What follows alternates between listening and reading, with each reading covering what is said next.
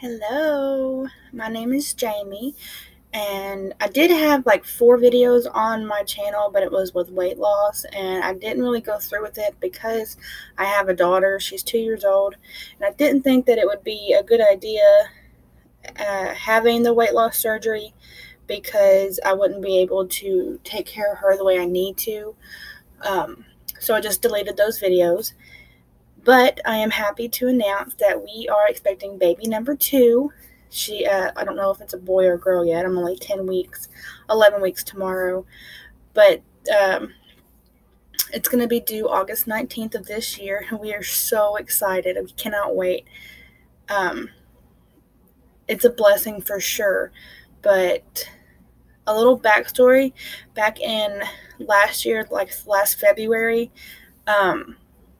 I was diagnosed with depression because in December of 2017, my grandfather passed away, and within the same week, my dad was diagnosed with stage 4 cancer. So they put me on a medicine, Effexor, for the depression, and about February, I thought I was pregnant because I had missed my period, or not missed my period, but I was like 6 days late, and I'm a big girl, so my periods are irregular, so it wasn't anything out of the normal. So I mean, it wasn't nothing I was not used to. They're always irregular because I'm a bigger girl. But I took a pregnancy test and it came back positive. It was very faint positive, but it was positive. So I took another one the next morning and it was still positive, still faint, but really it was still positive. All in all, I took 8 pregnancy tests. And out of the 8, 7 of them were positive. The only one that was not positive was the clear blue. It was the clear blue one that was not positive. It said not pregnant. So I was like, maybe my HCG levels isn't enough right now, and it's just not picking it up. So I called my doctor and scheduled for a blood test, and the blood test came back negative. So I'm like, why do I have these 7 positive pregnancy tests and the blood test came back negative? Well, my husband did some research, and it said they tested like 100,000 people or like 1,000,000 people. I don't remember the stats, but it said, I think it was 100,000, and it said out of the 100,000, 70,000 of them had false positive pregnancy tests. So I mean, I've never, like, when I was pregnant with my daughter, I only had 1 pregnancy test because I didn't even think I was pregnant with her, but I took 1 pregnancy test and it was positive. Before that, I had taken pregnancy tests and they were always negative. So I knew I was pregnant with her. But when I was taking the Effexor, I was unsure, so I stopped taking the Effexor after it came back a negative blood test. So I'd stopped taking the Effexor. And it was really hard because I didn't know if it was because I was taking the Effexor or if it was a chemical pregnancy. I hadn't been bleeding, so I knew that it wasn't a miscarriage. But I stopped taking the Effexor, and then my sleeping habits got messed up again. I wasn't going to bed till like 6 o'clock in the morning, waking up around like 3 o'clock in the afternoon. And that wasn't healthy for me. And I wasn't spending any time with my husband, and I wasn't spending any time with my daughter. So I got back on the Effexor, and it was around her birthday in November of course, 18. And I hadn't got my period. But, I mean, I wasn't late when I took my first pregnancy test.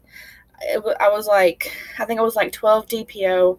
I didn't think I was pregnant, but I think my husband thought I was pregnant. So I took a pregnancy test, and I think it was one of the generic first response tests. I will insert at the end of the video like pictures and the video of the ultrasound of the heartbeat and stuff. But it came back really faint. So he went out and he bought the 99-cent ones at Walmart, and I took one that night, and it still came back faint. And then I took one. He's like, don't take another one until Sunday. This was on a Friday. So let's see here. I went to the doctor for a blood test December 8th. So December 8th was, let's see here. Nope, wrong thing. December 11th was a Tuesday. That's when I went to the doctor. I took the first pregnancy test on December 7th, which was a Friday, and he told me not to take another one until Sunday. Well, he was off that Saturday, and he's like, go ahead and take this test. I'm like, but you wanted me to wait until Sunday.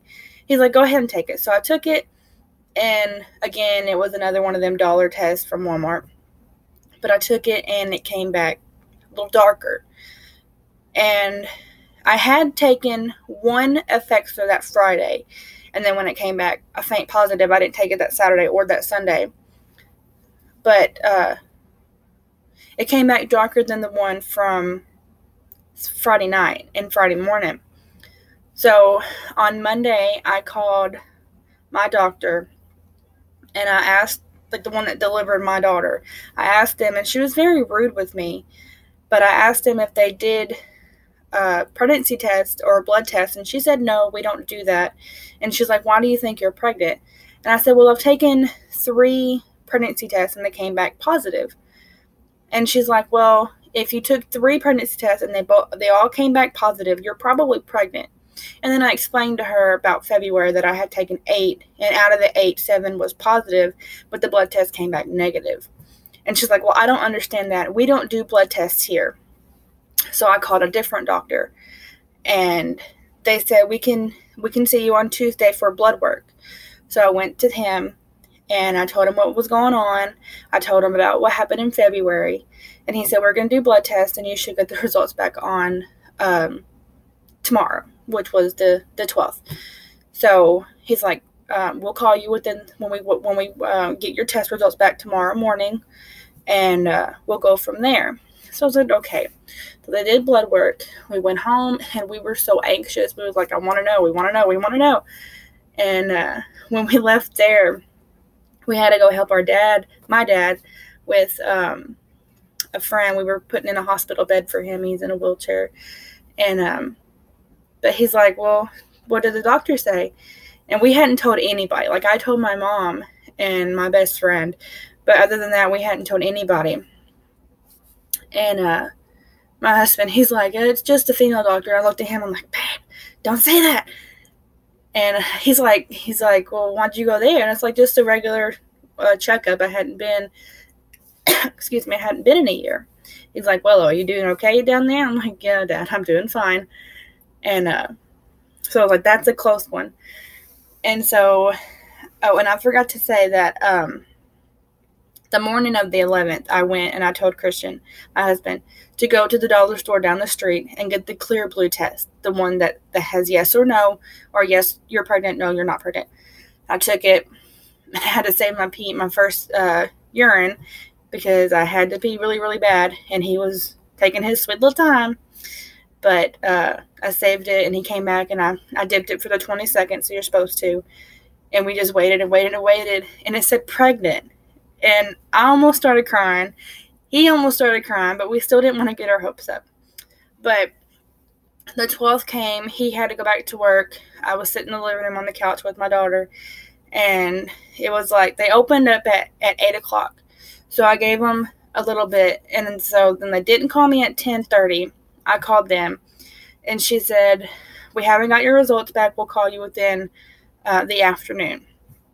So I waited and waited, and about 2:30, we had enough. Like, my husband kept texting me. He's like, I feel like you're holding back information from me. You want to do something to surprise me? I said, no, babe, I'm not. I'm just as worried as you are. But about 2:30, I called them and asked them if they got my test results back. So she transferred me to a nurse, and they put me on hold for about 2 minutes. And it was like the longest 2 minutes of my life. And so she said, well, your test results came back normal. We can schedule you for an ultrasound whenever. I'm like, wait. What do you mean they came back normal? And she's like, well, they came back normal. The test was positive. I was like, wait, so you're telling me that I'm pregnant? And she said, yeah. She said, yes, ma'am. And so I started bawling, and I was so amazed, and I was so happy, and I started crying, and thank God my daughter was asleep in my lap, but I started crying, and she was like on the phone. She's like, oh, honey, it's not that bad. And I was like, no, I know it's not that bad. I'm happy. And she's like, oh, that's good. And then, so when I got my tears up and calmed down a little bit, I called my husband at work, and I told him that it came back positive. And then she scheduled me for the first ultrasound, which was going to be January 3rd. But because that was on a Monday, I went ahead and called my OBGYN that delivered my daughter, and went ahead and scheduled an ultrasound for, the 3rd was on a Thursday. But I went ahead and rescheduled with my doctor, the one that delivered my daughter, and for the 8th. But I do have some notes here about how I was feeling during those times before I had the first ultrasound. So December 11th, I was about 4 weeks pregnant. I put here that the test results came back positive. December 19th, I was about 5 weeks pregnant. I had some sharp pain in just the left side that was consistent. So I called my doctor, and she said that as long as I wasn't bleeding, everything was fine. It's probably just round ligament pains. In the 30th of December, I had extreme stomach pains, and I figured out what it was. It was my prenatals. I was getting too much iron, and it was making my stomach hurt so bad. And I didn't have nausea. I didn't throw up. So it was just extreme stomach pains. But I couldn't eat or drink anything. And that was around 7 weeks. And then on the 1st, the stomach pain decreased, but it was still there. But I finally was able to eat some toast. And then when I had my ultrasound, they said that I was about 8 weeks and 4 days. The heart rate was 160, and they did a urine test, and then they did a bunch of blood work. They had like 5 vials of blood. And I was like, oh my gosh, it hurt because she couldn't find my vein. Like, I have really, really tiny veins. And then,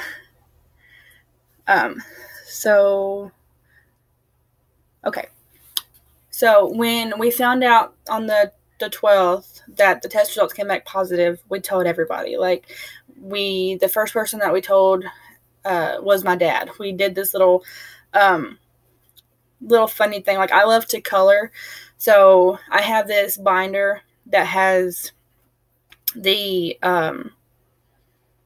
sleeves in it where you can put paper in, and it won't get they won't get messed up. And I put my color pictures in there. Well, I put the positive clear blue one in the back of it, and I put the paper that said only child expiring summer of 2019.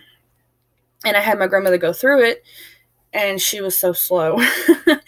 She said, well, she's pacing back and forth. She might really want me to look at this. So she kept looking and looking and looking and looking at them. And I have like 50 pages in there. But she kept looking and looking. I'm like, oh my gosh, she's going so slow. And when she finally got to it, she's like, only child expiring summer 2019. And she kept reading it and reading it and reading it. And then she's like, what's this? At the test. And she's like, nuh-uh. And I was like, yeah. And I said, I'm about 4.5 weeks, 5 weeks, something like that. And she's like, really? And I was like, yeah. And so I showed my dad too. And I didn't want him to go through all the pages. So she just flipped a couple pages. And she's like, look at these pictures. Look how good she did. Look how good she colored them. So he looked and looked. He's like, what is this? He's like, is this a toothbrush holder? I was like, no, Dad. I said, look at it. And he said, pregnant. It says pregnant. And I was like, yeah. He's like, you're pregnant? I was like, yes, Dad. He's like, how do you know? I was like, that doctor's appointment I went to yesterday was for blood work. He's like, well, I'll be. And he teared up. And my dad's not the one to tear up. But he teared up and he was congratulating me and congratulating us. And this is gonna be a long video, and I'm sorry about the lighting, but he was happy, and his mom, my husband's mom, she was happy. We went over to her house when we got done with my grandmother and my dad, and she teared up, and she's happy about it. And then I went to my sister's house, and she's just like, it better not be a boy, because she has 2 girls and she really wants a boy. And I'm like, it's probably going to be a boy. She's like, no, you can't keep it then. But she was just joking. Everybody's really excited for us. And we are so excited. My little girl, she is over the moon. Even though she's only 2 years old, she's over the moon excited. She keeps rubbing my belly and saying baby and kissing my belly. And she doesn't know if she wants a brother or sister. She's like, yeah. She doesn't understand what it is yet.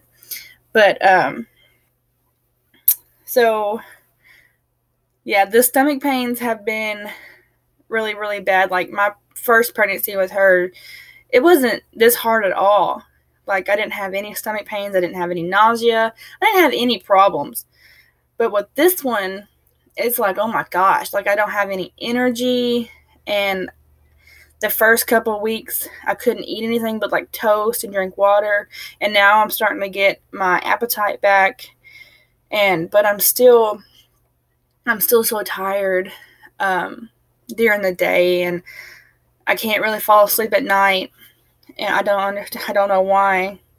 I guess it's because I sleep all day because I'm so tired. But we have another appointment, which I think is going to be for the genetic testing to check for Down syndrome and stuff. Excuse me. It's going to check for Down syndrome and any other disabilities the baby might have. I'll be, I think, 12 weeks, 12 or 13 weeks. And I don't know when my next ultrasound is going to be. I will keep y'all updated and let y'all know. Some more notes that I wrote down. I have this on my phone. January 11th, I was 9 weeks. I was like feeling irritable. Everything is making me mad, headache, and I did have some nausea. On the 12th, I said I was so tired, can only eat toast, drink water. I did drink some milk. I should not have. I was sick all day. Like, I didn't throw up or anything, but my stomach was killing me that whole day. On the 13th, I said still so tired, headache for a couple of days, which isn't out of the normal for me. I suffer from migraines. I drank some tea that day. Couldn't really eat that much. On the 16th, still 9 weeks, I said I was able to eat more, had a little bit more energy, but still feel a little tired. On the 18th, still really tired, but couldn't seem to go to sleep at night. And I've been staying really cold, regardless of how hard it is in the house. I think it's because I stopped my prenatals. When I go back on the 5th, I'm going to talk to my doctor, about what else I can take to help the baby growth. I know you're supposed to. I'm going to see if he recommends like a different brand or something, because I don't want to put harm to my baby and not take the prenatals. I want to be able to help the baby grow. But I stay really cold. Like, my husband, he'll be hot and I'll be freezing. So I'll have like 2 or 3 covers on me on the bed when I go to bed, because he likes to have the fan on, which, I mean, I do too, because I get really hot. Because he's a hot-natured person, so he puts off a lot of heat. So when I'm under all them covers, I get really hot. On the 19th, I was 10 weeks. I have Like when you swallow a bunch and you have like this phlegm. I know TMI, this is a pregnancy channel. If you have this phlegm stuck in the back of your throat, like you just drank milk or something thick, if something like that gets stuck in my throat, it makes me gag a lot. I did actually throw up a couple nights ago because of that. And it's just out of nowhere. On the 22nd, a few days ago, I woke up at a decent time like I did today. I woke up about 10 o'clock today, but I'm so tired. Didn't go back to sleep. We went ahead and we went to get his mother, and we went to eat, and we went to Walmart. We got groceries and stuff. Because on the 21st, I went to bed at a decent time. Like, we put her to bed, and then we went to bed. It was like maybe like 11:30, 12 o'clock. On the 23rd, yesterday, I said, feeling pretty good today, slept pretty well, went to bed at a decent time last night, of course, and I haven't updated anything today, but today, apparently I'm 10 weeks and 6 days. The length of the baby is, I think it's like 1 centimeter or 1 inch from crown to rump. And then it has like these little daily updates I like to like to read. It said if there's anything to look forward to, it's the possibility that morning sickness may soon sail away. Other changes like mood swings and bloatiness, however, are still quite overwhelming. I don't have mood swings, really. But I do have some bloatiness. Like, I'm a big girl, so I don't have a bump because I have a stomach and then I have a gut. I don't know why. That's how I've always been. But I can feel like my stomach's getting hard, and I don't know why, because I'm only 10 weeks. But like where my uterus and stuff is, it's getting kind of hard too. I have been on the habit of sleeping on my belly, and I'm trying to stop, but it's the most comfortable position I can find at night. I know it's bad. But anything else? Let's see here. I don't think so. When I talked to the doctor on the 8th, I talked to him about a VBAC. I had my daughter was born 2 days after my stepmom passed away, and I wanted to go to her funeral, but so I talked to my doctor the next day after she passed away, and I talked to him about maybe inducing me, or what would be like a better option, and he suggested a C-section. He said, when is the funeral? And I was like, I don't know, they're thinking about maybe Monday or Tuesday, and this was a Thursday. And he said, if we induce you, you could not go into labor until like Saturday, and then you wouldn't get out of the hospital until like Monday or Tuesday, so you would miss the funeral. So he's like, another thing we could do is a C-section, where you would get out, you would come in the next day, which would have been the 3rd, and recovery is 2 to 3 days, but we did go ahead with the C-section. I was so nervous because it was my first surgery ever, and I was scared. I was nervous, but we went in the next day, and we went in the next day. Well, backtrack. After we got out of the appointment, after we decided we was going to have the C-section the next day, I called my dad, and he said, well, we're talking about having the funeral Saturday. So I still didn't get to go to the funeral. My husband didn't either, but that's okay, because if I would have been pregnant at the funeral, it would have been bad, because I would have been stressing, and I didn't want to stress. So we went ahead and we kept with the C-section, and I know that she was with us in the delivery room. But the next day we went in, and let me tell you, if you do schedule for a C-section, make sure it's in the morning, because you cannot eat the whole day. I didn't go in until 1 o'clock, so I hadn't eaten all day since 12 that night, or 12 midnight the night before, and it sucked. I could not eat anything. I went in at 1 o'clock to get prepped. They prepped me, gave me the catheter. We went to the operating room. They gave me the spinal tap, which took a minute because my back was off FUBAR. It took a minute to do the spinal. The baby was born at 3:59. The C-section was scheduled for 3 o'clock. She was born 3:59. I got out of there maybe like 4:30, 4:45 because my uterus wouldn't go down. But I went into recovery. I was there till like 8 o'clock, I think. I can't really remember. My husband knows all of it. But I was there till about 8 o'clock. Nobody could see me but him and the baby.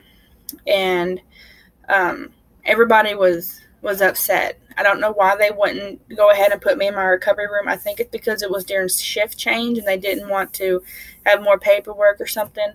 I don't know. So I hadn't eaten from 12 that morning till 8 o'clock that night. So I was starving. But if you want to know my daughter's birth story, just let me know. It's another video. This is already going to be like 30 minutes, 40 minutes long. And I didn't mean for it to be that long. But yeah, we are so excited for baby number 2. It's a blessing for sure. YouTube is my go-to. It's a lifesaver. Like, I watch YouTube all day, like pregnancy videos, birth videos, positive pregnancy test videos. Like, I love them. Like, I watch a bunch of people now. Like, I've been watching Cole and Savannah as they were still pregnant, and then they had their little girl Posey, which is a really cute name. And then the Fitzgeralds, I watched them. The Morgans, I watched her or them. And a bunch of other ones, and there's just random ones that I watch. I watch birth vlogs, and then I watch live birth videos, which is a lifesaver. That's what I did when I was pregnant with my daughter. Me and my husband, we watch them, and he's like, "Well, you stop watching that stuff. Watch something else." I'm like, "I can't." But I watch them all day, and they're really helping me out. Like, I watch VBAC ones because I want to have a VBAC. He said that I was a good candidate for a VBAC because when I do have this one, it'll be almost 3 years since my C-section with my daughter. So he said it's a good candidate, and the likelihood of my uterus rupturing is like 1%, which is really good. So when I was pregnant with her, the reason why I wasn't able to have, I think I didn't go into labor really, was because I still wore tight pants. Well, tight for me, and she hadn't dropped. Like, when she was born, I was 40 weeks in 1 day. And I hadn't dilated, I hadn't thinned out or anything. And I think it's because she hadn't dropped. Like, she was in the down position, but she hadn't dropped into my pelvis, into the birth canal or anything. So, because when he pulled her out, he told my husband that she was still floating up. She was still really high. So I probably wouldn't have gone into labor until about 41, 42 weeks. But, anyways, but with this one, I'm wearing like yoga pants or stretchy leggings and sweatpants. I'm not wearing anything tight to make sure that this baby will drop, because I really want to have a natural birth. Like, no pain meds. Well, I'm iffy on the pain meds. I don't really know. My pain tolerance is really high. I think it is. So I don't know if I'm going to get the epidural. I probably won't, because I don't like needles, especially in my back. I think I'll be able to do it. I'm going to train my body to relax and everything. But, yeah. I don't know if there's anything that I missed, but, like I said, we are very excited for this baby. We cannot wait. Whenever we go on the 5th, or whenever I go on the 5th, he might have to work. He might be able to see if he can come in a little late. But whenever we go, I'm going to talk to them about when I can have another ultrasound. I think it'll be probably when they do the gender, which we're going to do that. Yeah, I think the next one would be when we do the gender, find out what we're having. And we haven't bought any baby stuff because we don't want to jinx it. My mother-in-law, she's bought a bunch of baby stuff, but she's keeping it at her house until we want it, until we feel it's okay to go ahead and take it. But she's bought a lot of stuff, but we haven't bought anything for the baby. And my husband was saying, because we were throwing away a bunch of my daughter's stuff, that's why we got pregnant, because we threw like her car seat away. And they say as soon as you start throwing away baby stuff or giving away baby stuff, that's when you fall pregnant. And that's probably what happened. But if I left anything out, please feel free to ask. It's like almost midnight now.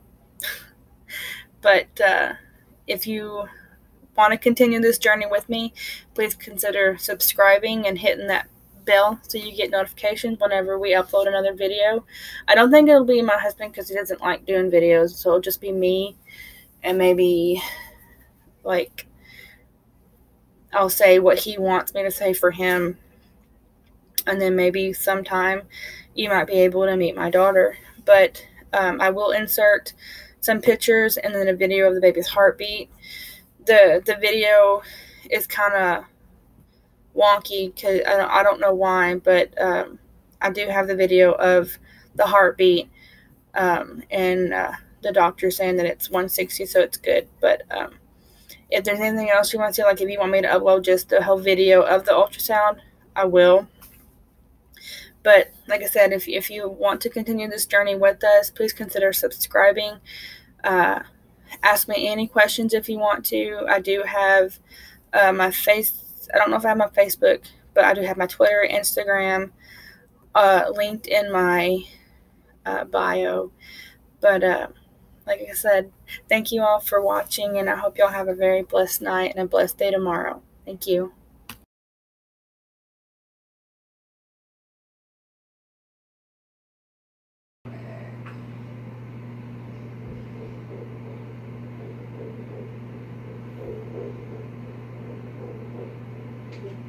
Sounds good.